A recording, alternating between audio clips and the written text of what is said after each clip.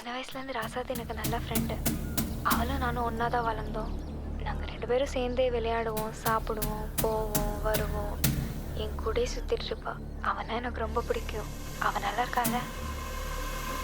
நல்லா இருக்கான். உன் ஃப்ரெண்ட் அவள் நல்லா பார்த்துப்பான்ல? நான் சொல்றேன் அவன் தங்கமான பையன், நல்லா பார்த்துப்பான்.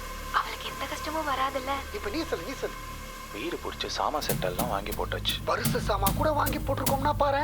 அப்போ எப்போ கல்யாணம்? நண்பா நீ சொல்ற. குழந்தை பிறந்த உடனே சொல்கிறேன். குழந்தை பிறந்துச்சுன்னா அதுக்கு குஞ்சு மணி கூட வாங்கி வச்சுட்டோம். உன் ஃப்ரெண்ட் என்ன ஜாதி? என்ன சாதியாக இருந்தால் என்ன புள்ள? லவ் பண்ணுறதுக்கு 2 மனசு போதாதா? இந்த வீட்டில் இருக்கிறவங்க மூஞ்சியை பார்த்தாலே தெரியுது எல்லாம் சாதி வரி பிடிச்சவங்கன்னு. 50-60s பிறந்த கடைசி பேட்ச் இவங்க தான்.